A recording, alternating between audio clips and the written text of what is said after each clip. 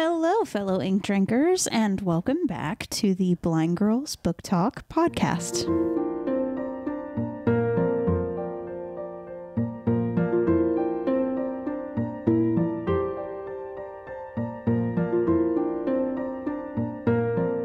My name is Aria. And I'm Belle. And we are two legally blind sisters who love reading and love books. And so what we've done is we've created this show in order to talk about that.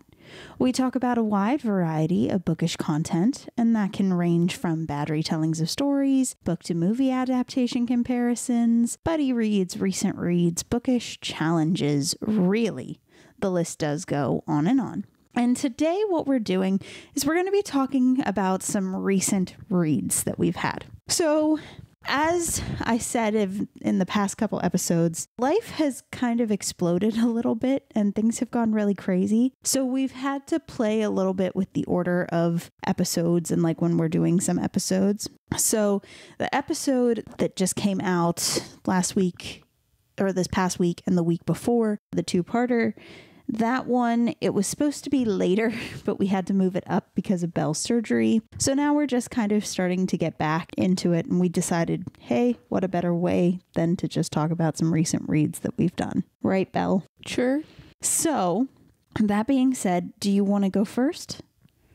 I can. I was going to let you go first. Okay. Well, I guess I'll go first then. So for both of these books, there are going to be probably some spoilers, so just be warned. I'll put both titles in the title bar, so that way you know, and if you don't want to be spoiled, you'll know. So the books that I want to talk about are, I believe it's called the Elemental series, and it's by Cassandra Gannon. I have been loving this author.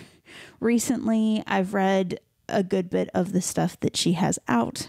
This is kind of the most recent, and I really, really liked the world building in this series. I really liked the romances in them. I liked the magic system in a way. So essentially what this is about is that everything that is kind of found in nature has a quote unquote house that these beings that are called elementals run. So there's like a color house, and there's like a wind house, and water and air and earth, fire, like magnets, like all of those different things have the houses designated with them.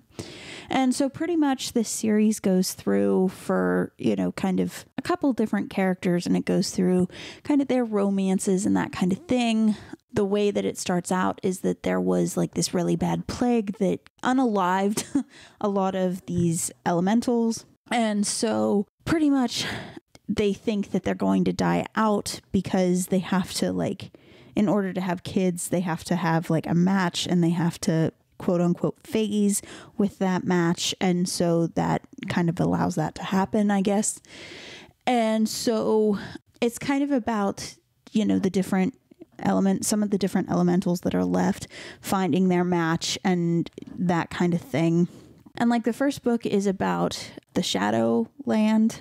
There's like only one elemental of the shadows left, and he's like trying to find his mate. So like that's a whole thing. Book 2 is about the guy from the Earth House. He's like one of the most powerful elementals alive, and just about how he finds his match. The third book is actually my favorite, I think, because it's kind of one of the Air House, which is one of the bad guys, and one of the Water House, which she's kind of supposedly the reason this whole plague started, or everybody blames her. It's a whole thing. I don't want to spoil that, but it's kind of their romance, and they're actually a really cute couple.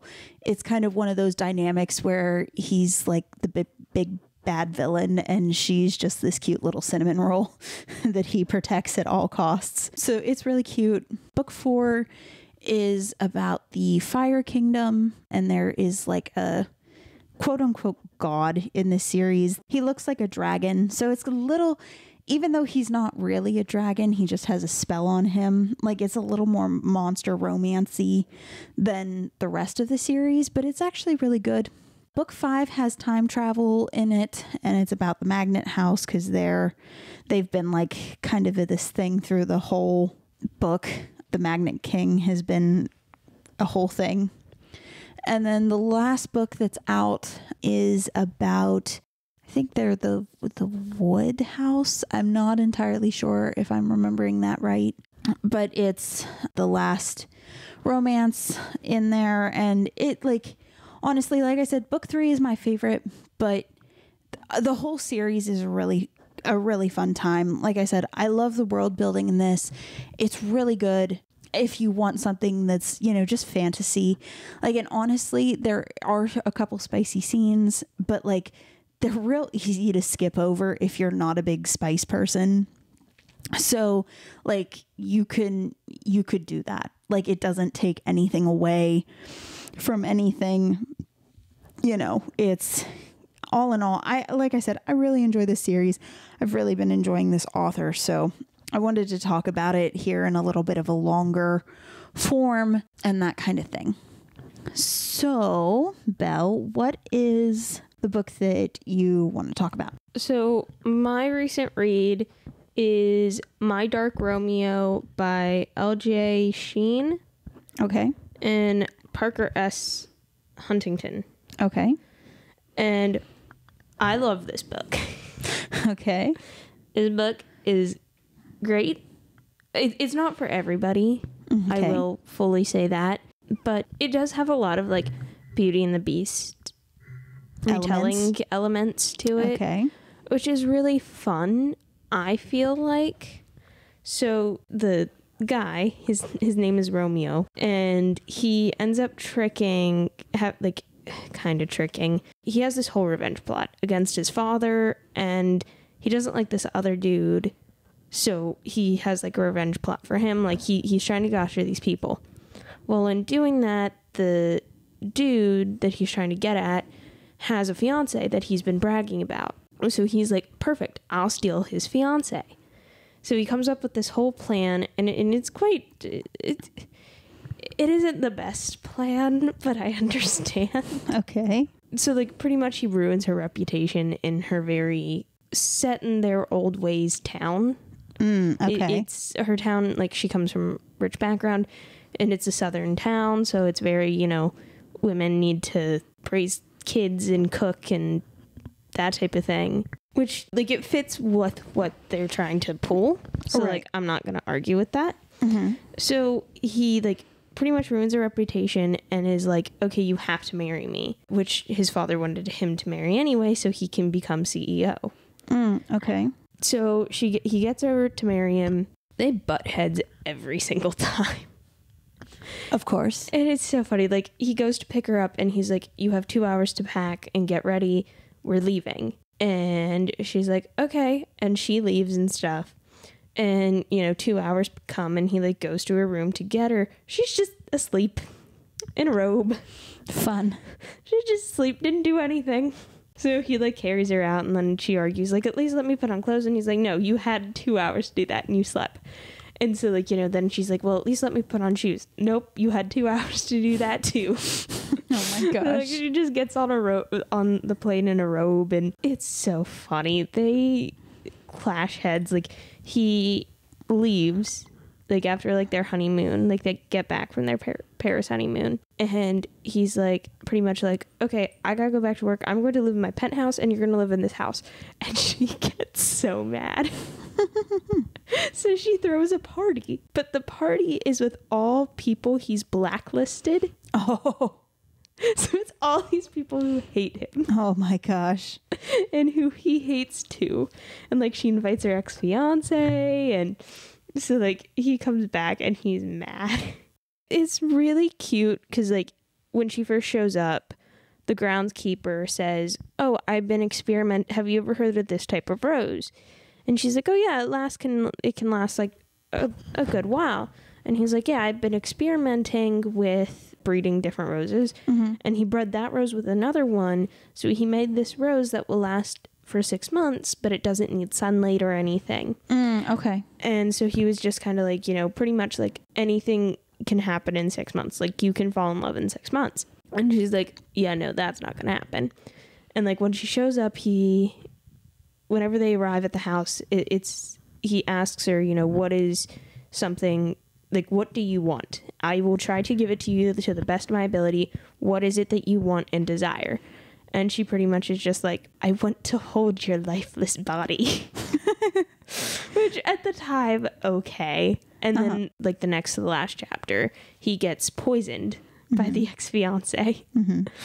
And so, you know, he like gets there and like he kind of loses consciousness and stops breathing in her arms, and like she loses it, and like it's right after he says he loves her and stuff, and then the last petal that was hanging on the stem falls off the rose that she's just been keeping. And it's really cute. Like, it's not for everybody, and like there are some people who are like, this book sucks. I get it. However, for a person who loves Beauty and the Beast like myself, and who also just likes heroes and heroines fighting with each other, I have a great time. I enjoyed my life. I'm buying that book in hardcover or paperback or physical copy, whatever I can get, because I read it on Kindle and I want the real deal. Honestly, I'm thinking that this might be a series that I'll eventually want to get in hard copy, the one I talked about. And honestly, I know you were telling me about the book that you were talking about earlier, and like some of the parts of it were just like it sounded really funny and really good. And it was really sweet. So like she's like really into books and stuff. So like she gets sick, and like in this world version, they have something akin to Harry Potter. And like she went like every 23rd of December to wait in line to get the book when it first came out and get it signed. And like she treasures these books. Like she collects them in all different languages, like whole 9 yards, obsessed with these books. Well, he gets mad at her for something, or he's trying to prove a point that he doesn't have to like see her or talk to her or like touch her for like so long, like trying to prove he's not dependent on her. And so it's like 3 days later and he hasn't seen her, and he like kind of brushed everything off earlier, and he asked the housekeeper, he's like, where is she? And the housekeeper cook is just like, oh, I'm sure the book came out, she's probably waiting in line. And he's like, was she wearing a coat? Because it is like New York and it is freezing. And she's like, probably not. And he's like, did you see her leave? No. He's like, gosh darn it. So he has to like, I'll bring her a coat. I'll go get her coat and scarf and stuff, and have someone have the driver bring it to her and everything. He goes into a room and finds her so sick with a huge fever. And so like, you know, he had a friend over, so he like kicks the friend out, calls the housekeeper back to come watch her, gives her medicine, tea, water, that type of thing, and then calls her, like sends his private jet to pick up her mother and sister and bring them back for her. And so he then goes and waits in line at Barnes & Noble for 12 hours in the snow to get her the book. But it's really sad because after he gets the book, he goes and he's so excited to give it to her. Like, he's like so excited. Like, he was like getting so mad at the Barnes & Noble employee because, like, you know, he was opening the book and like making comments to him, and he's like, shut up and just give me the book. And like he opened it to like, you know, make sure there's nothing hiding in the pages or whatever. And he's like, you crease the spine, I break yours. And I was just like, yes. And he was so excited. And then he hears the girl kind of saying to her sister that, you know, I don't really like him, you know, I'm just trying to get what I want out of all this, like blah blah blah. And so like he's heartbroken, and he just throws it in the like a bathroom trash can on his way out and leaves for like 3 days, or he just like drinks himself. And then, you know, he eventually comes back when he like realizes that there's nobody there, she's still sick and nobody's there to take care of her, and like she starts to lose it on him, and he's like, I was giving you what you want. And she's like, how is that giving me what I want? You left me alone. And he's like, you don't want me here. You said it to your sister. And she's like, oh my gosh, you heard that. And she like had to explain, I don't mean it. It's my sister doesn't understand. So I had to just say things that she understood. And I didn't think of like the consequences or that it would affect you or harm you. They make up and it's fine. And then she like goes into the bathroom and finds the book in the trash can. Oh. And so like at the end of the book, she ends up getting what she wanted, a baby. Like she wanted a family, and he was all against, you know, having children. So finally, like towards like the end of the book, he's like, I will give, like, she's changing my mind. I'm fine with having children. Yeah. And, you know, it takes him like into the epilogue, it's like a year before they're like start really trying. And so at the end of the book, he like texts his friends, his two guy friends, and he's like, hey, sorry, I can't make it. She's locked herself in her reading room. I don't know what's happening. And so he goes, and she is sitting on the floor, and in a glass box case. Okay. She put the book that he got her. Aww. And it's like in a case, and I'm just like, that makes my heart like so warm and fuzzy. Aww. And, you know, then you find out she's pregnant, and like, you know, It's a whole thing. It's a whole thing. But another thing that I had to laugh at the entire thing, the girl's name is Dallas. Oh, yeah. The guy's friends call her every other city, town name that starts with a D. Yeah. Except for Dallas. And it is so funny. Yeah. You were telling me some of those, and I was like, Yeah, they called her Davenport. The one I lost it on, I went to college in a town called Decatur, and they called her that, and I lost it. I took a picture and sent it to my best friend, and I'm like, oh my gosh, Beth. So funny. Oh, it was great. That's hilarious. It can be the good book if you like those certain things. Like if you can handle the humor, if you can handle the Beauty and the Beast aspect. Yeah. Well, and I do want to say the one thing that I forgot to talk about in mine is the characters. I love the characters. And some of my favorite characters are from the Firehouse, because the Firehouse is just a raving band of lunatics. Like they're like psychopaths. And like the one, I was sending these quotes to my friend because I just thought they were so funny. And like, to give you an idea, like probably one of my favorite quotes is that it's one of the Firehouse, it's around Christmas time, the story takes place. And one of the Firehouse guys says to his mom, he's like, I told you, Mom, Saint Nick is a good criminal, like Lizzie Borden. Yes, she sent me this line, and I was just like, I mean, that's one way of putting it. So, and then there was another one where it was like they're describing one of the characters, and it was like, how'd it go? It was like something about the way that the man stood there, screamed, "Hi, I'm the perpetrator of a tri-state crime spree. Want to buy a spleen?" What if I a spleen? What if I a spleen? I was dying. I was like, because like with these, like they're all about just like, take no prisoners. I will win. I will fight. I will win. And like, I will be very creative about what I do to make it happen. Listen, so man, funny. I'm still on the wanna buy a spleen, because that is so something Beth and I would just go up randomly and say to each other. Yeah, it's so funny, and it's really with the Firehouse. Like they're just really fun characters. They're really funny. And like there's one character that he keeps thinking that regular humans are dogs. Like he keeps getting the two confused.